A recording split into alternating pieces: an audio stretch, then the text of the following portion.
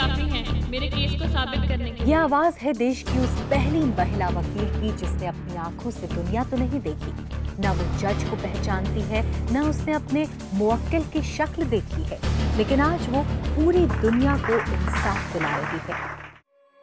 अंजलि चीजों को छूकर पहचानती है। जब ठंडी हवा का झोंका उसे महसूस होता है तो उसे लगता है कि सर्दी आने वाली है। जब सूरज की रोशनी उसे झुलसाती है तब उसे गर्मी के मौसम का एहसास होता है, क्योंकि वो देख नहीं सकती।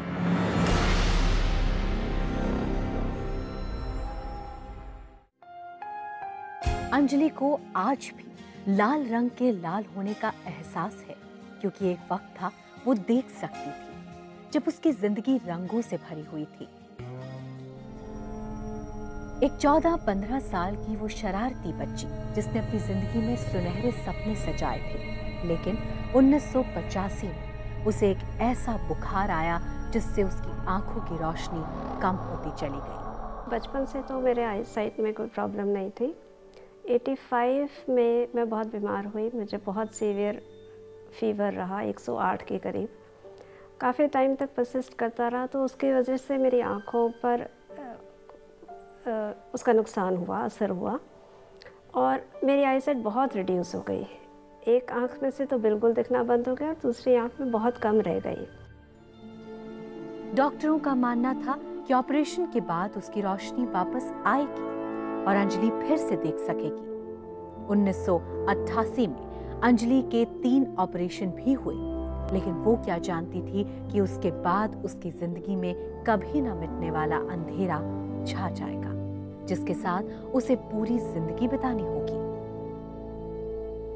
88 में जब सर्जरीज कराई, एक के बाद दूसरी और दूसरी के बाद तीसरी, क्योंकि वो सारी की सारी फेल हो गई, तो जितना देख पाती थी, मतलब एक हाथ की दूरी तक, वो भी नहीं फिर मेरे को देख पाने की मेरी स्थिति रही।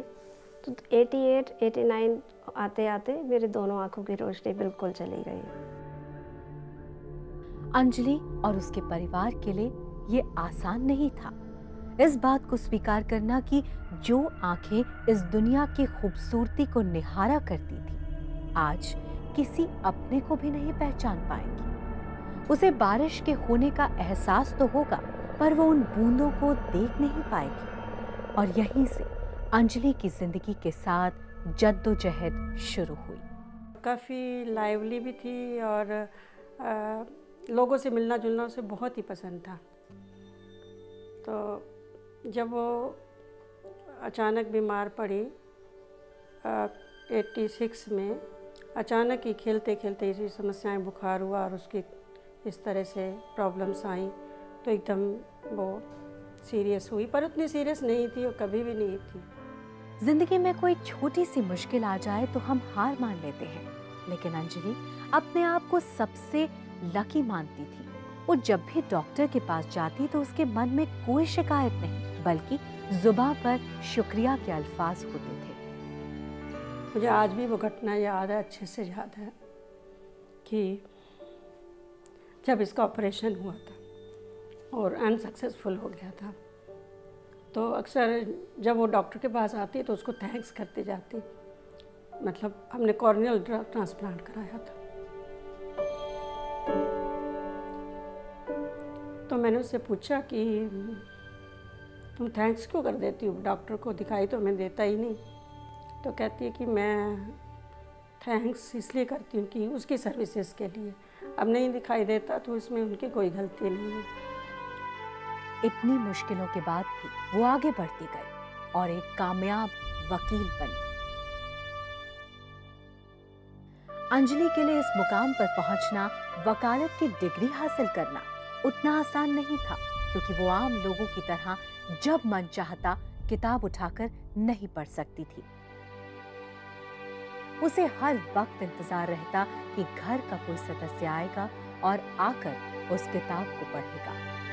कैसा महसूस होता है जब किताब आपके सामने हो और मन में उसे पढ़ने की इच्छा और आप उसे पढ़ ना पाए। जिंदगी के इस कठिन सफर में जब अंजलि को हमसफर का साथ मिला तो अंजलि ने प्यार को मन की आंखों से महसूस किया। वो दोनों अपना ज्यादातर वक्त साथ बिताते हैं, हर मसले पर खुलकर बातचीत करते हैं।